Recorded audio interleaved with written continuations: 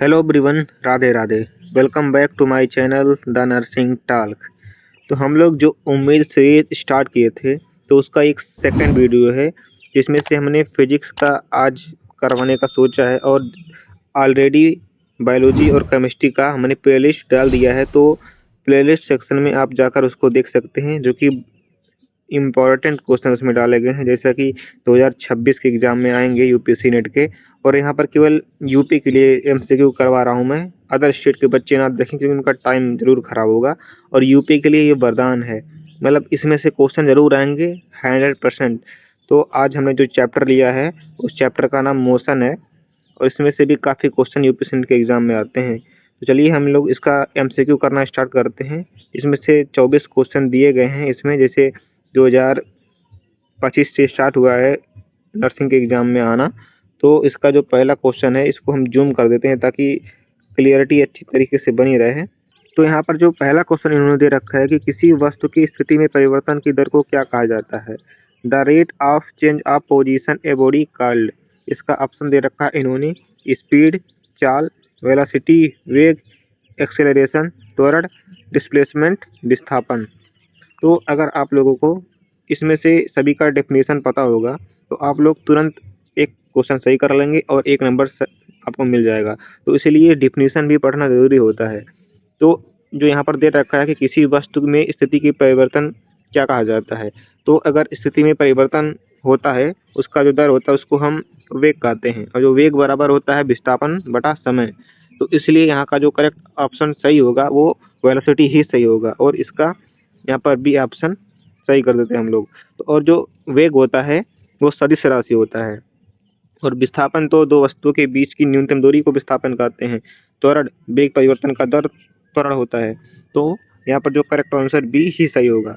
तो अब हम अगला क्वेश्चन देखते हैं। अगला क्वेश्चन दूसरे नंबर का दे रखा है कि चाल के पास होती है स्पीड हैज। तो इन्होंने ऑप्शन दे रखा है ओनली मैग्नीट्यूड केवल परिमाण, ओनली डायरेक्शन केवल दिशा, बोथ मैग्नीट्यूड एंड डायरेक्शन दोनों, या नन कोई नहीं। तो इस स्पीड होती है वो अदिश राशि से होती है। क्यों होती है? क्योंकि उसके पास परिमाण नहीं होता है। तो इसलिए यहाँ का जो ऑप्शन सही होगा वो ए सही होगा। तो अब लोग हम अगले क्वेश्चन की ओर आगे बढ़ते हैं। अगला क्वेश्चन तीसरे नंबर का दे रखा है कि वेग की एसआई यूनिट क्या है। The SI unit of velocity is. Option इन्होंने दे रखा है मीटर प्रति सेकंड, मीटर प्रति सेकंड स्क्वायर, मीटर स्क्वायर प्रति सेकंड, या किलोमीटर आवर। तो यहाँ का जो करेक्ट आंसर क्या होगा आप लोग बताइए। तो वेलोसिटी बराबर क्या होता है? विस्थापन बटे समय। विस्थापन को आप किस में नापते हैं? मीटर में। और टाइम को सेकंड में। तो क्या हो जाएगा? मीटर प्रति सेकंड। तो यहाँ का जो करेक्ट आंसर ए सही हो जाएगा यहाँ पर भी। तो अगला क्वेश्चन हम देखते हैं। अब चौथा नंबर का क्वेश्चन यहाँ पर दे रखा है। ऐसे ही क्वेश्चन आते हैं यूपीएससी नेट के एग्जाम में। आप तो जो चौथा क्वेश्चन दे रखा है कि त्वरण होता है एक्सीलरेशन इज। ऑप्शन दे रखा है कि rate of change of speed चाल की परिवर्तन की दर, या rate of change of velocity वेग परिवर्तन की दर, या डिस्टेंस अपॉन टाइम दूरी बटे समय, या इनमें से कोई नहीं। तो अगर आपको त्वरण का डेफिनेशन पता होगा तो आप तुरंत इसका आंसर निकाल लेंगे और एक नंबर तुरंत मिल जाएगा। तो त्वरण बराबर क्या होता है? त्वरण का डेफिनेशन क्या होता है? तो त्वरण का डेफिनेशन ये होता है कि वेग में परिवर्तन की दर त्वरण कहलाता है। तो यहाँ पर जो करेक्ट आंसर सही होगा वो बी सही हो जाएगा। तो अगला हम क्वेश्चन अब देखते हैं। अगले क्वेश्चन के आगे बढ़ते हैं। 5वें नंबर का क्वेश्चन दे रखा है कि यदि वेग स्थिर है तो त्वरण होगा। If velocity is constant then acceleration is. तो ऑप्शन दे रखा है इन्होंने 0 शून्य, कांस्टेंट स्थिर रहेगा, इंक्रीजिंग बढ़ता रहेगा, या डिक्रीजिंग घटता रहेगा। यदि वेग स्थिर है मतलब इधर उधर कहीं ना आगे हो रहा है ना पीछे हो रहा है, तो क्या होगा? ना बढ़ेगा ना घटेगा ना स्थिर रहेगा। तो उसका जो त्वरण होगा वो केवल शून्य ही रहेगा। त्वरण मतलब अगर आप चल रहे हैं, कभी स्लो चल रहे हैं या कभी स्पीड में चल रहे हैं, तो वही त्वरण होता है कि इसलिए यहाँ पर जो करेक्ट आंसर सही होगा वो ऑप्शन ए शून्य होगा इसका। तो हम लोग अगले क्वेश्चन की ओर आगे बढ़ते हैं। अगला क्वेश्चन दे रखा है 6वें नंबर का कि निम्न में से कौन सदिश राशि है। ऑप्शन दे रखा है स्पीड, चाल, डिस्टेंस दूरी, वेलोसिटी वेग, टाइम समय। तो सदिश राशि और अदिश राशि पहचानने का हमारे पास एक ट्रिक भी है, अभी आप लोगों को हम बताएंगे। तो उसमें से सदिश राशि कौन है, आप लोग बताइए। तो यहाँ पर जो सदिश राशि है वो ये है कि इसमें से चाल भी नहीं है, वेग भी नहीं है, समय भी नहीं है, दूरी भी नहीं है। तो क्या है, हमने इसमें से कुछ गलत किया है। तो आप लोग अपने दिमाग में सोचिएगा कि क्या गलत कर दिया है। तो यहाँ का जो करेक्ट आंसर होगा सही वो वेग होगा। वेग ही सदिश राशि है। तो कैसे है ये ट्रिक आप लोगों को हम बताते हैं। तो मान लो कोई शब्द लिखा है जिसमें वा आता है या बा आता है, वो सदिश राशि होती है। कुछ एक्सेप्शन भी हैं, अपवाद भी आते हैं, जैसे इसमें आता है घनत्व, द्रव्यमान, विद्युत धारा, दाब, लंबाई। जितने शब्द हमने बोले हैं उसमें से वा या बा आता है, क्योंकि आता है तब भी ये अदिश राशि है। तो कुछ अपवाद भी हैं और काफ़ी क्वेश्चन इसमें से सही हो जाते हैं जिसमें वा और बा आता है, वो सदिश राशि होता है। अपवाद जो हमने बोले हैं लंबाई, द्रव्यमान, विद्युत धारा, दाब, ये सब अदिश राशि हैं। इसमें वा और बा आ रहा है तब भी ये अदिश राशि हैं। और जो भार होता है उसमें वा या बा नहीं आता है फिर भी वो सदिश राशि है। तो आप जो हमने बोला है उसको ध्यान से सुन लेंगे और अपने नोट में नोट कर लेंगे, नोटबुक में। तो इसका जो आता है क्वेश्चन 1-2 नंबर का जरूर फिर इसमें आता है कि कौन सदिश है कौन अदिश, तो 1 नंबर आपके पक्के हो जाएंगे। तो हम लोग अब अगले क्वेश्चन की ओर आगे बढ़ते हैं। अगला क्वेश्चन दे रखा है 7वें नंबर का, वेग समय ग्राफ की ढाल क्या दर्शाती है। The slope of velocity time graph gives. Option दे रखा है डिस्टेंस दूरी, स्पीड चाल, एक्सेलरेशन त्वरण, डिस्प्लेसमेंट विस्थापन। तो इसमें से कौन सा ऑप्शन सही होगा। तो जो वेग समय ग्राफ होता है वो ये बताता है कि समय के सापेक्ष वेग किस दर से बदल रहा है। अर्थात वेग बदल रहा है तो वहाँ त्वरण होगा। वेग बदल रहा है ना, कहा क्या रहा है, वेग बदल रहा है, तो यहाँ पर जो ऑप्शन सही होगा त्वरण। तो इसलिए यहाँ का जो सी ऑप्शन सही होगा त्वरण। तो त्वरण के बारे में आपको पता है, इसका यूनिट क्या होता है। तो हम लोग तो अगले क्वेश्चन के आगे बढ़ते हैं। अगला क्वेश्चन 8वें नंबर का दे रखा है, विस्थापन हो सकता है। Displacement can be. ऑप्शन दे रखा है 0, positive, negative, all of these, मतलब सभी। तो विस्थापन क्या होता है, पॉजिटिव होता है कि निगेटिव होता है या शून्य होता है। तो इसका जो करेक्ट आंसर सही होगा वो शून्य भी होता है विस्थापन, धनात्मक भी होता है, ऋणात्मक भी होता है। तो यहाँ पर जो सही होगा वो ऑप्शन डी सही होगा, क्योंकि यहाँ पर सभी सही हैं तो उपरोक्त सभी ही सही लगाएंगे हम लोग। फिर अगले क्वेश्चन की ओर आगे बढ़ते हैं हम लोग। 9वां नंबर, यहाँ पर दे रखा है कि त्वरण की एसआई यूनिट क्या है। यूनिट नहीं एसआई यूनिट पूछा है। तो यहाँ पर ऑप्शन दे रखा है इन्होंने मीटर प्रति सेकंड, मीटर प्रति सेकंड स्क्वायर, मीटर स्क्वायर प्रति सेकंड या किलोमीटर हावर। तो पहले त्वरण बराबर क्या होता है उसको आप लिख लेंगे। तो जैसा कि वेग परिवर्तन बटे समय, तो वेग परिवर्तन बटे समय।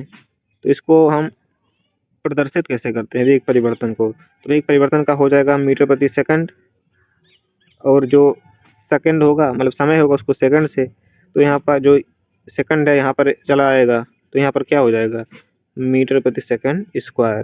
तो यहाँ का जो करेक्ट आंसर सही हो जाएगा वो ऑप्शन बी सही होगा, मीटर प्रति सेकंड स्क्वायर।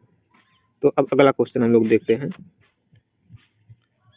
अगला क्वेश्चन 10 नंबर का दे रखा है कि यदि एक कार अपने प्रारंभिक बिंदु पर वापस लौट आती है तो उसका विस्थापन होगा। If a car return to this returning point this displacement is. Option दे रखा है इन्होंने 0 शून्य, मैक्सिमम अधिकतम, निगेटिव धनात्मक मतलब निगेटिव ऋणात्मक, पॉजिटिव धनात्मक। तो क्या होगा इसका आंसर। तो आप लोग यहाँ पर देखिए क्या कह रहा है क्वेश्चन, प्रारंभिक बिंदु से फिर वापस उसी बिंदु पे लौट आती है जहाँ से स्टार्ट होती है, फिर वहाँ पर चली जाती है। तो विस्थापन मान लीजिए आप अपने घर से निकले बाजार, तो बाजार से फिर अपने घर आ गए, तो विस्थापन कुछ नहीं होगा। तो इसीलिए आप कार से गए बाजार, फिर बाजार से आप कार वापस ले अपने घर पे, तो विस्थापन उसका कुछ नहीं होगा, आप कोई विस्थापन नहीं किए। तो यहाँ का जो करेक्ट आंसर सही हो जाएगा वो यही सही होगा। फिर हम अगले क्वेश्चन की ओर आगे बढ़ते हैं। अगला क्वेश्चन है कि समान वेग से चलने वाले वस्तु का क्या होता है? समान त्वरण होता है, यूनिफॉर्म एक्सेलरेशन, जीरो एक्सेलरेशन, शून्य त्वरण, या इंक्रीजिंग एक्सेलरेशन, बढ़ता हुआ त्वरण, या नॉन, मतलब कुछ भी नहीं होता है। तो अगर कोई वस्तु समान वेग से चल रही है तो उसका त्वरण समान नहीं होगा। मतलब अगर आप घर से एक ही स्पीड में जा रहे हैं तो उसका जो त्वरण होगा वो शून्य होगा। समान वेग से चल रहे हैं ना, तो कुछ नहीं होगा, शून्य ही होगा। तो इसलिए इसका करेक्ट आंसर यहाँ पर बी सही होगा, जीरो त्वरण। यहाँ पर बी सही हो जाएगा। फिर हम अगला क्वेश्चन देखते हैं। तो अगला क्वेश्चन है कि वेग समय ग्राफ नीचे का क्षेत्रफल दर्शाता है। ऑप्शन डिस्टेंस दूरी, दूसरा डिस्प्लेसमेंट या विस्थापन, तीसरा एक्सेलरेशन या त्वरण, तीसरा टाइम या समय। तो यहाँ हम इसके बारे में बात करते हैं। तो जो वेग समय ग्राफ होता है ये बताता है कि मतलब किसी वस्तु ने किस टाइम पर, मतलब किस टाइम पीरियड में कितना विस्थापन किया। तो यहाँ पर जो दर्शाता है वहाँ पर जो विस्थापन दर्शाता है। तो यहाँ इसलिए इसका करेक्ट आंसर बी सही होगा, विस्थापन। फिर हम अगला क्वेश्चन देखते हैं 13 नंबर। तो 13वें नंबर का क्वेश्चन है कि समान गति का अर्थ है। ऑप्शन दे रखा है इन्होंने, unequal distance in equal time, समान समय में समान दूरी, equal distance in equal time, समान दूरी में समान समय, सी जीरो मोशन, कोई गति ही नहीं, डी नंबर में इनमें से कोई सही ही नहीं है। तो असमान गति का अर्थ क्या है? तो असमान गति वो होती है कि उसका समय समान है लेकिन उसका दूरी असमान है, इसमें कोई भी एक चीज़ असमान हो जाती है। तो यहाँ पर असमान गति का मतलब हो जाता है। इसलिए यहाँ पर जो करेक्ट आंसर यहाँ सही होगा वो सही होगा, ऑप्शन ए सही होगा। ऑप्शन ए यहाँ पर सही है। फिर हम लोग अगला क्वेश्चन अब देखते हैं। तो अगला क्वेश्चन है कि यदि चाल समय ग्राफ समय अक्ष के समांतर सीधी रेखा है तो गति है। If speed time graph is straight line parallel to time axis motion is। तो ऑप्शन दे रखा है यूनिफॉर्म समान, अनयूनिफॉर्म असमान, एक्सेलरेटेड त्वरण, या रिलेटेड बोले तो मंदित। तो ये कह रहा है कि मतलब कोई चाल समय ग्राफ है, वो समय के अक्ष के समांतर सीधी रेखा में गति कर रहा है, तो वो क्या कहलाएगी? तो ये यदि वो समांतर सीधी रेखा में गति करेगी तो वो समान होगा। तो इसलिए यहाँ का जो करेक्ट आंसर सही हो जाएगा ए, यूनिफॉर्म मोशन होगा। तो इसलिए यहाँ पर समान गति ही सही होगा। तो फिर अगले क्वेश्चन की ओर आगे बढ़ते हैं हम लोग। तो 15 नंबर का क्वेश्चन दे रखा है कि निम्न में से कौन स्केलर राशि नहीं है? नहीं है बोला है, ये ध्यान रखिएगा। इसका ऑप्शन दे रखा है डिस्टेंस दूरी, टाइम समय, स्पीड चाल, डिस्प्लेसमेंट विस्थापन। तो अभी हम लोग आपको एक ट्रिक बताए थे कि जिसमें वा आता है वो सदिश, इसमें वा और बा आता है वो सदिश होता है, और जो जिसमें नहीं आता है वो अदिश राशि होती है। तो यहाँ का जो करेक्ट आंसर सही होगा यही सही होगा, विस्थापन ही सही होगा, क्योंकि ये वेक्टर राशि है। तो इसका ऑप्शन हम लोग डी सही कर लेते हैं। फिर अगले क्वेश्चन की ओर आगे बढ़ते हैं। अगला क्वेश्चन 16 नंबर। तो ये बोल रहा है कि negative acceleration is also called, ऋणात्मक त्वरण को क्या कहते हैं? ऑप्शन रिलेटेड स्पीड, या वेलोसिटी, या डिस्टेंस। तो इसका ऑप्शन क्या सही होगा? अगर कोई त्वरण है और माइनस में आता है तो वो मंदन कहलाता है। तो इसका ऑप्शन यहाँ पर जो सही होगा वो ए सही होगा, मंदन। फिर हम लोग अगले क्वेश्चन की ओर आगे बढ़ते हैं। अगला क्वेश्चन 16 नंबर 17 नंबर का। तो 17 नंबर का क्वेश्चन ये कह रहा है कि स्थिर अवस्था से शुरू होने वाली ट्रेन गति, the motion of train starting from rest is. Option समान या यूनिफॉर्म, एक्सेलरेटेड त्वरण युक्त, रिलेटेड मंडित, या नॉन, इनमें से कोई नहीं। तो आप लोग को हम ये बताएं कि मान लीजिए अगर कोई ट्रेन रेस्ट से मतलब विराम अवस्था से चलना स्टार्ट करती है तो उसका जो प्रारंभिक वेग होता है वो जीरो होता है। तो जैसे ही उसका स्पीड बढ़ेगा, जिस वस्तु मतलब कोई वस्तु जो स्पीड उसका बढ़ रहा है तो उसका वेग भी बढ़ेगा। तो यही जो परिवर्तन है वो एक्सेलरेटेड कहलाता है। तो मतलब परिवर्तन हो रहा है ना कि कभी स्पीड स्टार्टिंग में 0 था, फिर स्पीड ज़्यादा तेज हो गया, तो ये क्या कहलाता है? एक्सेलरेटेड, त्वरण युक्त। तो यहाँ पर जो करेक्ट आंसर सही होगा वो बी सही होगा। फिर हम लोग अगले क्वेश्चन को देखते हुए आगे बढ़ते हैं। अगला क्वेश्चन है 18 नंबर का। ये कह रहा है कि समान वृत्तीय गति होती है, uniform circular motion is. Option दे रखा है कि एक्सेलरेटेड मोशन, त्वरण युक्त गति, नॉन एक्सेलरेटेड मोशन, बिना त्वरण की गति, इनरेगुलर मोशन, अनियमित गति, या इसमें से कोई नहीं। तो जो असमान वृत्तीय गति होता है वो त्वरण युक्त गति होता है, तो इसलिए इसका जो करेक्ट आंसर सही होगा वो ऑप्शन ए सही होगा, त्वरण युक्त गति। फिर हम लोग अब अगला क्वेश्चन देखते हैं 19 नंबर का। तो ये दे रखा है कि किस वस्तु द्वारा तय गई दूरी हमेशा क्या होती है, मतलब distance travel by body is always. Option दे रखा है 0, पॉजिटिव, धनात्मक, नेगेटिव, ऋणात्मक, या सभी। तो जो दूरी होती है वो होती है धनात्मक। अब दूरी नेगेटिव कभी होगा नहीं, मतलब आप चल रहे हैं तो क्या कभी माइनस में चलेंगे? नहीं ना, तो इसलिए इसका करेक्ट आंसर पॉजिटिव मतलब बी ही सही होगा। फिर हम अगला क्वेश्चन देखते हैं जो 20 नंबर पे आ रहा है। तो 20वें नंबर का जो क्वेश्चन ये बोल रहा है कि यदि कोई वस्तु समान समय अंतराल में असमान दूरी तय करती है तो गति क्या होगी? ऑप्शन यूनिफॉर्म बोले तो समान, नॉन यूनिफॉर्म असमान, कांस्टेंट स्थिर, या इसमें से कोई नहीं। तो अगर कोई वस्तु है समान समय अंतराल में असमान दूरी तय करती है तो असमान गति कहलाती है। तो इसलिए इसका जो करेक्ट आंसर सही होगा वो बी सही होगा। तो बी को हम टिक करके आगे बढ़ जाएंगे तो आपको 1 नंबर मिल जाएगा। फिर अगला जो क्वेश्चन है 21 नंबर है। तो ये बोल रहा है कि वेग शून्य हो सकता है, मतलब वेलोसिटी शून्य होगी कब? जब डिस्प्लेसमेंट 0 हो, विस्थापन शून्य हो, चाल शून्य हो, या दोनों शून्य हो, या कोई ना शून्य हो। तो ये कह रहा है कि वेग कब शून्य होगा? तो वेलोसिटी तब शून्य होती है तो मान लीजिए अगर कोई वस्तु की गति रुक जाती है या कुछ टाइम के लिए स्थिर हो जाती है, तब वेलोसिटी शून्य होती है। तो इसका जो करेक्ट आंसर यहाँ पर सही होगा वो डिस्प्लेसमेंट अगर 0 हो जाती है तो वेलोसिटी भी शून्य हो जाती है। तो यहाँ का जो करेक्ट आंसर ए सही है। फिर हम लोग अगले क्वेश्चन की ओर आगे बढ़ते हैं। अगला क्वेश्चन है 22 नंबर का। निम्नलिखित में से कौन सा संबंध सही है? Which of the following is correct relation? Option यहाँ पर देखा है, v बराबर u प्लस 80, s बराबर ut प्लस half 80 square, u square minus v square बराबर 2s, या उपरोक्त सभी। तो कौन सा इक्वेशन सही है? तो यहाँ पर जो इक्वेशन सही इन्होंने दे रखा है वो सभी सही है। तो कभी कभी ये आ जाता है कि इसमें से कौन गति का पहला समीकरण है, कौन दूसरा समीकरण है, और कौन तीसरा समीकरण है। तो u बराबर प्लस 80 ये पहला समीकरण आता है गति का, तो ये पहला है। फिर u बराबर हाफ 80 स्क्वायर ये दूसरा समीकरण है। फिर v बराबर माइनस u बराबर 2as ये गति का तीसरा समीकरण है। ऐसे भी करके क्वेश्चन आते हैं, तो ऐसे भी आप लोग याद रखिएगा। तो यहाँ का जो करेक्ट आंसर सही हो जाएगा डी सही हो जाएगा। फिर हम लोग अगले क्वेश्चन की ओर आगे बढ़ते हैं। अगला क्वेश्चन दिया है 23 नंबर का। तो अगला क्वेश्चन 23 नंबर का ये बोल रहा है कि स्वतः गिरती हुई वस्तु किस गति का उदाहरण है?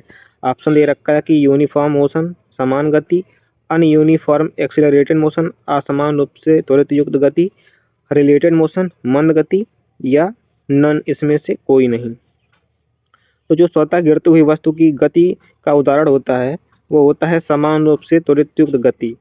कोई वस्तु स्वतः गिर रही है तो वो समान रूप से त्वरित गति से गिरेगी, तो इसलिए इसका जो करेक्ट आंसर सही होगा वो बी सही होगा। फिर हम लोग अगले क्वेश्चन को देखते हुए आगे बढ़ते हैं। अगला क्वेश्चन 24 नंबर का। तो 24 नंबर का जो क्वेश्चन दे रखा है कि समान गति में वस्तु की चाल, in uniform motion the speed and object change continuously निरंतर बढ़ती है, रिमेन्स कांस्टेंट स्थिर रहती है, इंक्रीज बढ़ती है, डिक्रीज घटती है। तो इसका आंसर आप लोग कमेंट बॉक्स में खुद देंगे। तो जो अगला ये उम्मीद सीरीज कौन से चैप्टर का हम लेके आए हैं, ये भी आप लोग बता दीजिएगा। तो ऐसा उम्मीद सीरीज यूपीएससी नेट के लिए देखने के लिए सब्सक्राइब जरूर कर लीजिएगा। फिर मिलते हैं नेक्स्ट वीडियो में। थैंक यू, धन्यवाद।